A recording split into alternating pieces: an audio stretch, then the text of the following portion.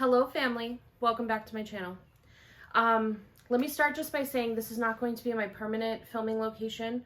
So the lighting is bad. I don't know what the audio is going to sound like. We're just going to get through this moment together, okay? I even went out and bought a new camera to be able to do filming like on a more consistent basis, but we cannot figure out how to get files from the camera to the computer. It's a whole thing. But anyways, just give me grace for this video. The purpose of this video anyway is not to be flashy, not that I ever am, but to just give you guys like the life update on where I've been for 5.5 months and all of that. So let's just start with the last time you guys saw me, other than the Costco haul that I posted, you guys knew that I was pregnant with twins and they were coming. They were coming around the mountain. But life got like insane. Like not only did the twins just kind of take us by surprise with exactly like how crazy it is, but we had like a bunch of other things happen. So let's start with the twins. First of all, I made it to 37 weeks and 4 days, which was amazing. I am very proud of myself and the twins and my body for getting us that far, because with twins pregnancies, sometimes it can be a lot shorter. I was doing great up until probably like week 32, 33, that's when I started getting incredibly uncomfortable. At week 36, I had a little bit of a preeclampsia scare. So we were monitoring me on a daily basis at that point. And then I was able to squeak it out and get to 37 weeks, 4 days. I had a scheduled C-section and they were born in December. So that's the twins. 2 boys, by the way, in case you've never seen my videos before. And in case you haven't seen my videos, last year was insane. 2022, I gave birth to my miracle rainbow baby, Oliver, in January, and then found out I was pregnant. Again, turned out to be twins, and then I ended up giving birth to them in December. So the math worked out that I had 3 babies in 1 calendar year. Okay? If you're new here, that's my life. After the twins were born, we found out a opportunity for us to move to Jacksonville, Florida. So we moved to Jacksonville, Florida. However, we decided that we did not want to rush into purchasing a home here because we felt like we had rushed into purchasing our Virginia home. So in order to avoid having to put pressure on ourselves, stay in Airbnbs, stay in extended stay hotels, have a miserable life, we decided to purchase a 36-foot Coachman Catalina, I think it's a Legacy, bunkhouse travel trailer. Everybody thought we were insane because we just gave, as I mentioned, we had 3 infants, and we were about to move into a travel trailer full time. The twins were 2 months when we moved in, and Oliver was 13 months when we moved in. Right? Am I doing the math right? Yes. It ended up being the best decision we've ever made. There was a lot of challenges, of course, because space was tight. It's not easy managing 3 babies as it is, and to do it in a tight space it has a new layer of challenge. But I will tell you that the benefits outweighed the setbacks every single time, and I would do it again and again. So if there's ever something in your life that comes up that's outside of the ordinary, and other people try to put down put their opinions on your situation because it's just not the norm, just go with your heart, go with your gut, just trust yourself, and it'll be great. Because it was great for us. So we ended up living in the travel trailer full time for exactly 3 months. It was like almost exactly 3 months, if I'm doing the math right. Yes. We lived in the travel trailer for 3 months. We ended up finding the most perfect home. I'm obsessed with how beautiful this house is. It's in northern Florida, and I'm so glad we didn't rush, because this house was meant for us. It's single-story living, which with 3 babies is just a godsend, and it's got a beautiful kitchen. It's got this beautiful view that you're seeing behind me. This is the view that the kitchen sees. This is the view that the master bedroom sees. When it's raining, it's just magical. This is a nice screened-in porch. It's just perfect. So I'm so glad we did that. And other than that, we've just been like unpacking, all of that good stuff. So I do have some questions that I asked on Instagram regarding like just my life in general. So I'm going to get through those questions. That way we have a little bit of a structure here, because otherwise your girl would just ramble. Then I'm just going to give you some of the stuff to expect from the future and hopefully wrap this up. I don't want it to be a million years long. Okay, so the first question was, how is it being outnumbered? So currently the twins are 5 months old and Oliver is 16 months old. So, and it's all 3 boys against me. John works every day and he's gone out of the house, I'd say about 9.5 to 10 hours per day. Some days are longer, some days are shorter, but that's generally about 10 hours. It is very challenging. I am not going to sugarcoat it at all. It is incredibly challenging. It is, of course, rewarding. Anybody who's a parent can tell you that, and I'm sure it goes without saying. But I'm not going to lie, it is a very, very challenging situation. We have no friends and family in the area. It's just us. So thank God, I literally have the most amazing co-parent in my husband. Because when he gets off of work, he immediately jumps in. He doesn't need to be told to help. He doesn't need me to, I don't know. He just knows what to do. John and I, we just play off one another. If he needs something, I'm able to figure it out. If I need something, he's able to figure it out. Our communication is on point. We're not the perfect married couple by any means. We have communication issues when it comes to marriage, just like anybody else. But for whatever reason, when it comes to co-parenting, we have figured out a way to mentally speak to one another, but also be able to verbally speak to one another in a very healthy and productive way. There's been almost zero frustration between the two of us with parenting. And I think it really comes down to him having the correct attitude that he's not helping me, that he's contributing, and that this is his family as well. And yes, of course, he works all day, and so he's tired when he gets home, but he recognizes that I'm also tired. And it's such a refreshing attitude to see. And I wish that I could clone him and get that attitude out to everybody, because it's unbelievable. I don't even want to think about where my mental state would be if he didn't have the attitude that he has when it comes to parenting. But in terms of being outnumbered, it's challenging. The twins are so challenging. They're so adorable, like so adorable, but they are challenging. And Oliver was a very challenging baby. Like when people would tell you, just wait till you have your second born, I was like, Oliver is crazy. Like, what could my second born be like? Well, I got second and third at the same time, one shot. It was a buy one, get one free situation. And man, can I tell you, I don't know if it's right for everybody, but it was right in my situation. Wild. Okay, number 2 question was, do we separate the twins? Do we like let them sleep together? That type of situation. For the twins, we have separate bassinets for them. So they sleep separately. However, during the day, I usually put them in the pack and play laying next to each other, and I let them duke it out and do like tummy time and everything together, because it generally distracts them from their nonsense. So that's that. They definitely have a bond, but what I love is that Oliver is only 11 months older than them, and I can tell he already has a bond with them as well, and he is obsessed with them. When we bring the twins into a room that Oliver is in that they weren't in previously, his entire face lights up. He loves to give them kisses. When we're driving in the car, if one of them is crying, he will take one of his toys and place it on them to like comfort them. It's just the cutest thing in the entire world to witness. So I love that they all seem to have a bond. And I know that was why that question was asked, was they were wondering. Okay, next question was, do we want more children? And yes, I do want more children. I want more children that are like ages like 3 and up. I don't ever want to do the newborn thing again, ever. I just don't think I'm built for it. I know there's people out there that loved the newborn stage and they don't like the toddler stage.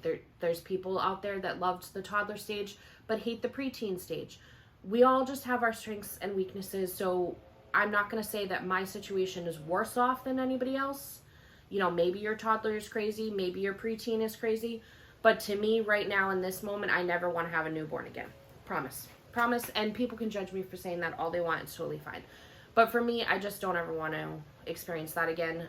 So maybe someday in the future we would look at like fostering or adopting. But right now in this moment, I'm not the type of person to never say never. But right now in this moment, our family feels pretty complete. So I would say more than likely not. But I would love to try for a little girl, but I'm never going to be pregnant again. 99% sure I'm never going to be pregnant again. Somebody asked about my breastfeeding journey this time. So if you're new here with Oliver, I tried my best not to put a lot of pressure on myself when it came to breastfeeding. However, unfortunately, the hospital that I delivered in didn't really support that objective of mine. So I ended up allowing my mental health to take a little bit of a dip because of the breastfeeding journey. With the twins, I was determined. I was like, I am not going to allow this breastfeeding situation to make me feel any type of way about myself. You know, I birthed 3 humans in 1 year. So I was trying to like tell myself that. And I actually did very good this time. We did pump for the first 2 months of their life, but as soon as I found out we were moving, I was like, okay, I need to wean myself off of pumping, because we were going to be taking the travel trailer from Virginia to Florida, and I was like, I am not stopping like every 3 hours to pump. I'm not doing that. So and just managing pumping parts inside a travel trailer, that just sounded like a nightmare. So I said, no, we're not doing that. So I weaned myself off of that. It's funny because I was like not even going to try breastfeeding, but Bennett actually took to breastfeeding. Spencer did not at all. But Bennett took to like traditional breastfeeding. But they did get pumped milk for the first like couple months. And I actually had a much larger supply than I did with Oliver. I was able to supply 1 full bottle every feeding. So we would alternate. So it would be like 1 twin got formula, 1 got a full breast milk, and then it would switch off. So it worked out really well. They got a combo of both. Everything was fine. I'm a firm believer that fed is best. My Instagram handle is Kate Koska, Caitcoska. I'll put it up on the screen.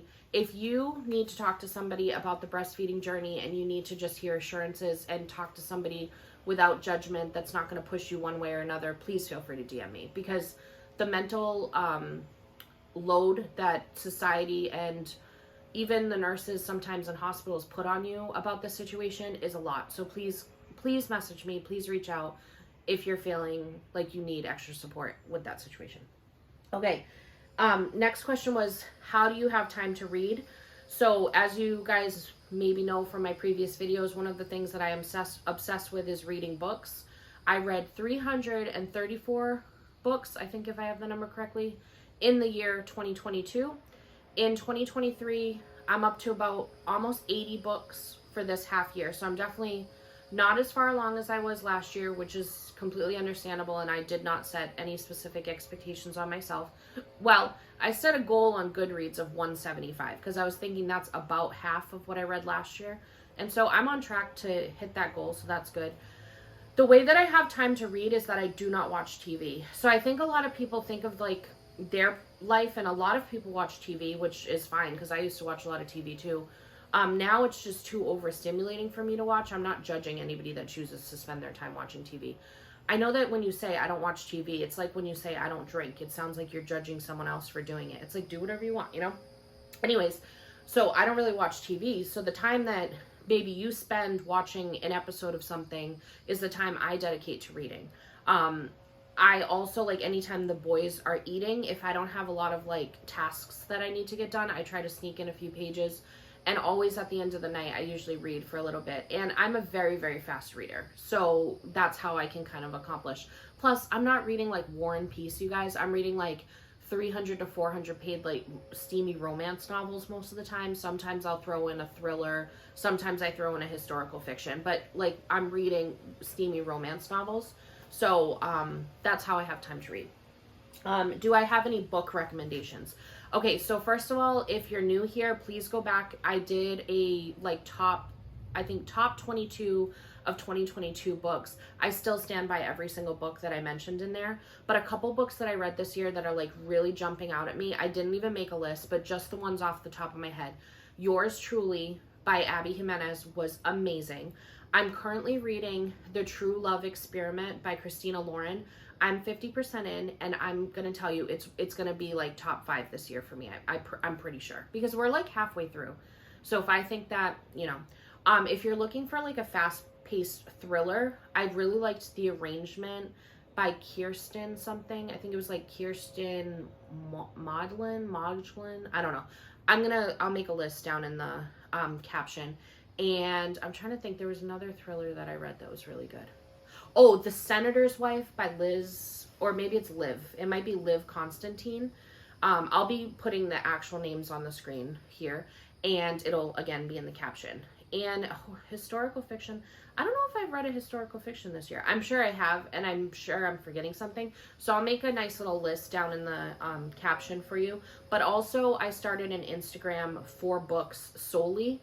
Please come follow me. It's at Kate Chapters. I went with that name because I felt like it sounded like I'm a journalist. You know, Kate Chapters. Like, coming to you live with book recommendations.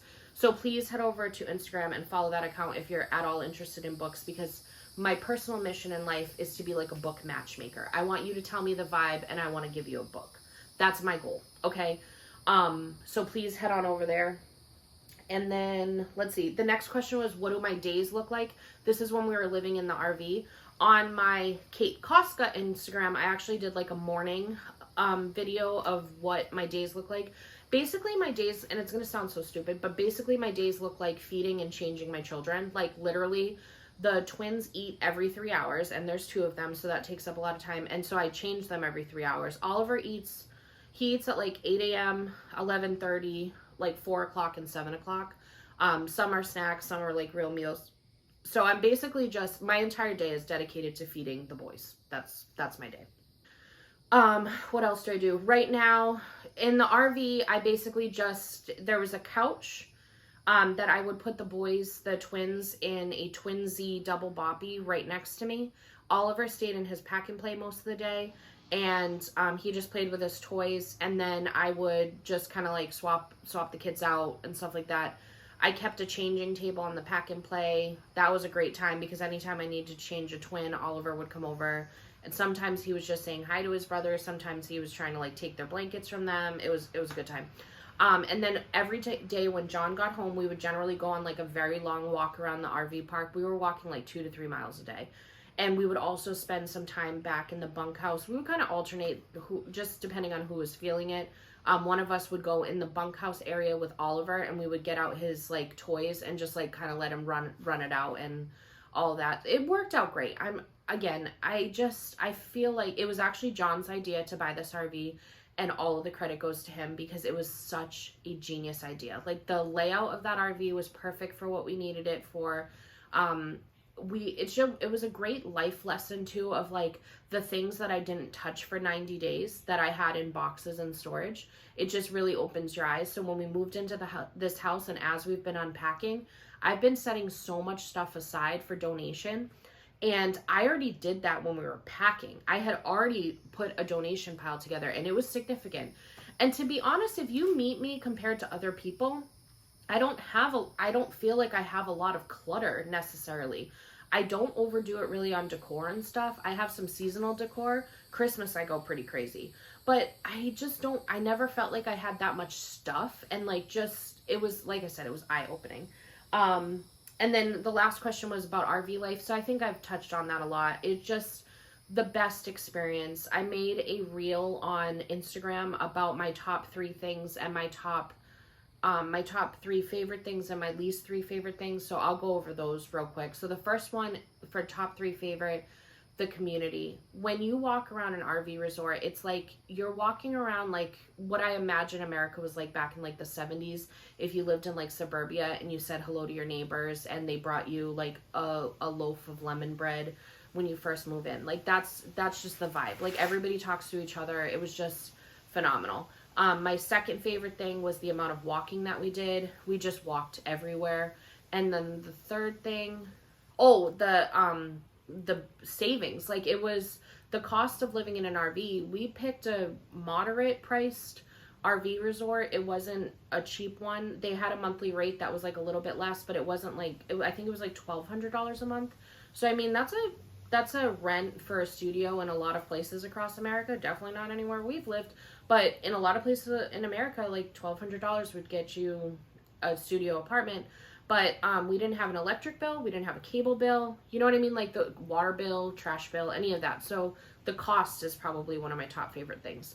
The downsides was, one, doing laundry was a mess because it was nice enough that they had 2 laundry facilities in the front and back of the RV park. There was 5 washers and 5 dryers per facility. However, it's a crapshoot because you don't know, somebody might be doing 3 weeks of loads of laundry, so they take up all of the washer and dryer. They were nice enough to have an app that told you if the washers and dryers were available, but it wasn't always accurate.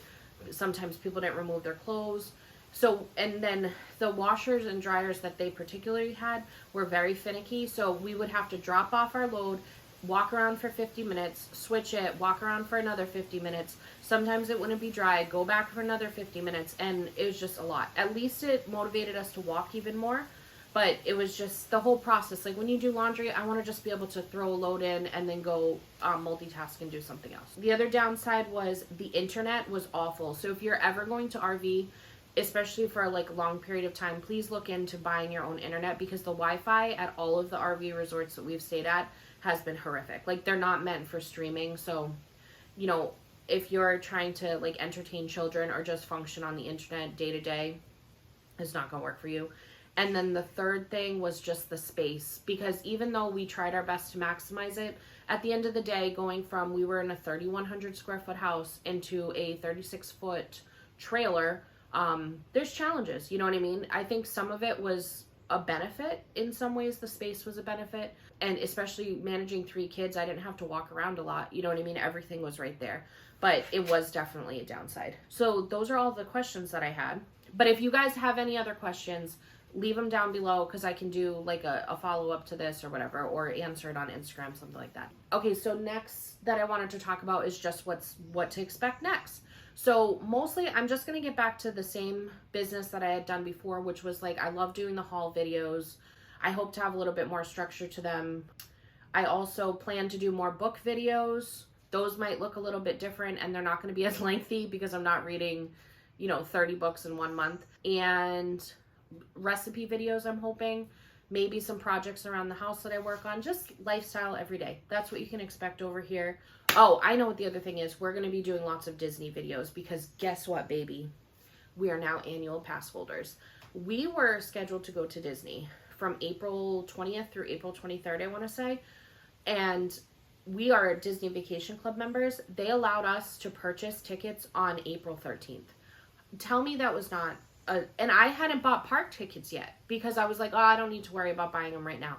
So I had put off buying park tickets, and annual passes opened up, which like they haven't been available for a while. So it was just meant to be. So we bought annual passes. So we're going, we went in April for 3 days. We stayed at Fort Wilderness. I think I have some videos from that trip that I'll be piecing together.